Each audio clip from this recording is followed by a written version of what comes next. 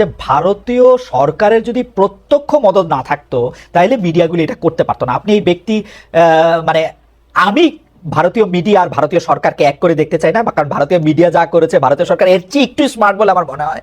তো আপনি এটা আসলে কি বলেন যে এটা কি আসলে ভারত আর ভারতীয় মিডিয়াকে আমরা এক করে দেখবো কিনা?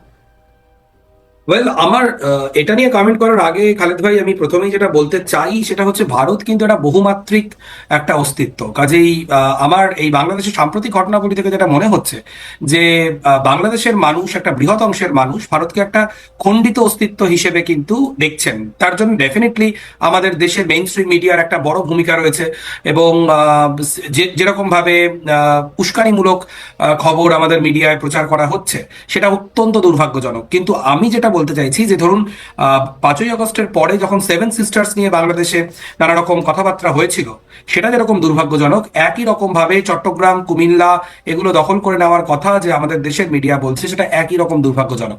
ভারত সরকারের সঙ্গে এই মিডিয়াকে এক করা যায় কিনা এটা নিয়ে আমি সরাসরি কিছু মন্তব্য করা থেকে বিরত থাকবো, কিন্তু এটা আমি নিঃসংশয়ে বলতে পারি, আমি বিশ্বাস করি যে ইন্ডিয়ান গভর্নমেন্ট, আমাদের কেন্দ্রীয় সরকার নিশ্চয়ই বুঝবেন যে বাংলাদেশ মানে শুধু শেখ হাসিনা বা আওয়ামী লীগ নয়।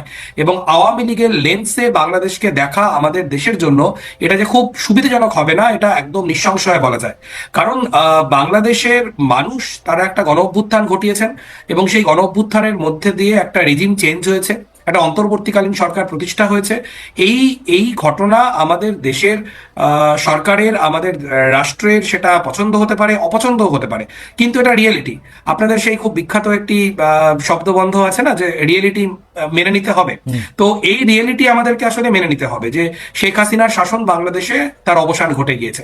কাজেই Indian media, Indian political party বা সিভিল সোসাইটি প্রত্যেককেই যদি মনে হয় যে আমরা যদি এই আওয়ামী লীগের লেন্সের বাইরে বাংলাদেশকে দেখতে পারি খানিকটা নিরপেক্ষ ভাবে, সেটা অনেকটা বেটার হবে। আর দ্বিতীয় যে কথাটা আমি বলতে চাই খুব স্পেসিফিকলি, 1 মিনিট আমি সময় নিচ্ছি, বাংলাদেশে বিশেষ করে বুয়েট বা অন্যান্য ক্যাম্পাসে যখন ভারতের পতাকা মারানোর যে ঘটনা ঘটলো, আমি রিউমার স্ক্যানারের প্রতিবেদন পড়েছি, সেটা একটি ঘটনা নিয়ে বলেছে, কিন্তু এটাও আমরা জানি যে বাংলাদেশে কিন্তু এই ঘটনা ঘটেছে। সেটা কিন্তু একজন ভারতবাসী হিসেবে আমাকে অত্যন্ত যন্ত্রণা বিদ্ধ করেছে। এবং এটাও খুব স্পষ্ট যে বাংলাদেশের পতাকা যেরকম বাংলাদেশ রাষ্ট্রের সম্পত্তি, তেমনি বাংলাদেশের জনগণ সেই পতাকা ওন করেন। এই গণ অভ্যুত্থানেও যেমন বাংলাদেশের পতাকা মাথায় বেঁধে ছাত্রছাত্রীরা আন্দোলন করেছিলেন, তেমনি বাংলাদেশের মানুষ নিশ্চয়ই জানেন যে আমাদের কৃষক আন্দোলনে, আমাদের সিএএ বিরোধী আন্দোলনে যে দাদিরা ছিলেন শাহিনবাগে, তারাও কিন্তু ভারতের পতাকা নিয়েই রাস্তায় নেমেছিলেন। ভারতের পতাকা পদদলিত করলে আসলে সবাইকেই আসলে তাদের আবেগকে খানিকটা আহত করা হয়। কাজে এই শুভবুদ্ধিটা যদি সীমান্তের কাঁটাতারের দুদিকেই তৈরি হয়, মনে হয় বেটার। জনাব ভাদুরী, আমি দুটো বিষয় আপনার একটু দৃষ্টি আকর্ষণ করতে চাই। একই একই ব্যাপার নিয়ে আসলে জনাব খানকেও আমি একটু জানতে চাইবো, যে সেটা হচ্ছে যে আপনি বলছেন যে বাংলাদেশকে আসলে আওয়ামী লীগের লেন্সের বাইরে দেখা উচিত ভারতীয় সরকারকে, কিন্তু সেই লেন্সের বাইরে ভারতীয় সরকার কেন দেখবে? আমরা তো আপাতভাবে দেখি যে ভারতের আওয়ামী লীগের লেন্স দিয়ে দেখলে ভারতের অর্থনৈতিক, রাজনৈতিক বা বাণিজ্যিক সুবিধা বা যেটাকে, সেই সুবিধাগুলিও যদি না থাকে, ভারতের যে একটা বিগ ব্রাদার রোল প্লে করার যে একটা জায়গা সেইটা হয় যদি আওয়ামী লীগ থাকে।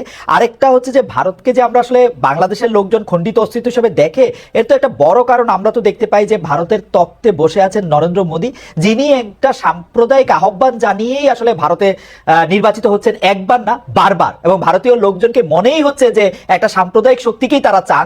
যদি তারা একটা সাম্প্রদায়িক শক্তিকে চান, তাহলে তো তারা একটা অসাম্প্রদায়িকতার কথা আসলে বলতে পারেন না। আর পতাকা পোড়ানোর ব্যাপারটা বা পতাকা পাড়ানোর ব্যাপারটা, সেটা নিয়ে আসলে জনাব শাহের খান নিশ্চয়ই বলবেন। পাশাপাশি আমরা এটিও একটু জানবো যে ভারতের মতো এরকম একটা দেশে আগরতলায় গিয়ে বাংলাদেশি হাই কমিশনকে যখন আক্রমণ করা হলো, উপ হাই কমিশনকে, তখনও বা ভারতীয় সরকার আসলে কি করলো? জনাব ভাদুরী, আপনি যদি তিনটা একটু 1-2 মিনিটে বলেন, আমরা একই বিষয় নিয়ে আমরা একটু আমি একদম শেষ প্রশ্নটা দিয়ে যদি খালেদ ভাই শুরু করি, জি। যে এটা অত্যন্ত লজ্জার এবং অত্যন্ত দুর্ভাগ্যজনক ঘটনা, এবং আন্তর্জাতিক যে সনদ সেটার জন্য এটা আমাদের দেশের জন্য ভীষণ লজ্জার ঘটনা। ভারত সরকার কি করেছে বলতে আপনি নিশ্চয়ই দেখেছেন যে ভারত সরকারের পক্ষ থেকে দুঃখ প্রকাশ করা হয়েছে এবং 6 জন গ্রেফতার হয়েছেন। আমি মনে করি এটা যথেষ্ট নয়। বাংলাদেশের দূতাবাসগুলির নিরাপত্তা ভারত সরকারকে নিশ্চিত করতেই হবে। এটা দুটো দেশের জনগণের মধ্যেকার সম্পর্ক, দুটো দেশের সরকারের মধ্যেকার সম্পর্ক স্বাভাবিক করবার এটা একটা পূর্ব শর্ত, এটা করতেই হবে। এবং দ্বিতীয় যে কথাটা আপনি বলছিলেন যে নরেন্দ্র মোদীর সাম্প্রদায়িক রাজনীতি, আমি সম্পূর্ণভাবে একমত যে তার হিন্দুত্বের রাজনীতি, তিনি সেটাকেই তিনি প্র্যাকটিস করেন এবং তিনি পরপর নির্বাচনে জিতছেন। কিন্তু আমি আপনাকে মনে করিয়ে দিতে চাই খালেদ ভাই, আপনি নিশ্চয়ই খেয়াল করেছেন যে গত লোকসভা নির্বাচন নির্বাচনে কিন্তু এই নরেন্দ্র মোদীর যে বিজয় রথ সেটা কিন্তু বেশ ধাক্কা খেয়েছে, এবং উত্তরপ্রদেশের মতো রাজ্য যেখানে একদম যোগী আদিত্যনাথের খাসতালুক, সেখানে কিন্তু বিজেপি বিরাট ধাক্কা খেয়েছে।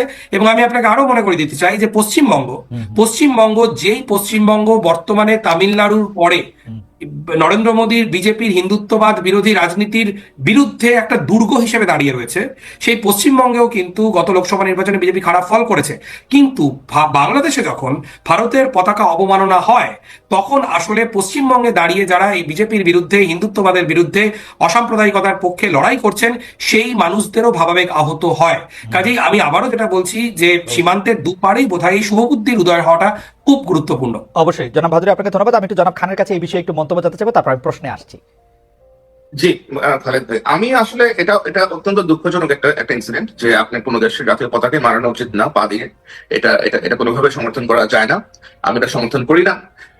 কিন্তু বাংলাদেশের সাথে ভারতের যে সম্পর্ক, আমাদের আজকে যে আলোচনার বিষয়, বাংলাদেশ এবং ভারতের সম্পর্ক, বাংলাদেশের সাথে ভারতের সম্পর্ক কেমন অথবা কি হওয়া উচিত, আপনি যদি দেখেন যে বিগত ভারতের প্রতি বাংলাদেশের লোকজনের যে ক্ষোভ, পুঁজিগত ক্ষোভ, এটা কিন্তু একদিনের ক্ষোভ না। এটা এটা স্লোলি এবং গ্রাজুয়ালি ক্রিয়েট হয়েছে। কেন ক্রিয়েট হয়েছে? কারণ বাংলাদেশের মানুষ দেখে যে ভারত একটা বৃহৎ প্রতিবেশী রাষ্ট্র, এবং এই প্রতিবেশী রাষ্ট্রটা যেভাবে বাংলাদেশকে আওয়ামী লীগের লেন্সে দেখেছে, তার অত্যন্ত ন্যাক্কারজনক। বাংলাদেশে একটার পর একটা সাজানো অথবা বিতর্কিত ইলেকশন হয়েছে, এবং ভারত প্রত্যেকটাতেই আওয়ামী লীগ সরকারকে সমর্থন দিয়ে গিয়েছে কোনো প্রশ্ন ছাড়াই। তারা জানে যে বাংলাদেশে কি হচ্ছে, বাংলাদেশে গণতন্ত্র নাই, বাংলাদেশে অন্য রাজনৈতিক দলগুলোকে স্পেস দেওয়া হচ্ছে না, বাংলাদেশে সংবাদ মাধ্যমে প্রেস করা হচ্ছে, বাংলাদেশে আপনার প্রেস ফ্রিডম নাই, বাক স্বাধীনতা নাই, ডিজিটাল সিকিউরিটি অ্যাক্টের মতো এরকম কালাকানুন আছে।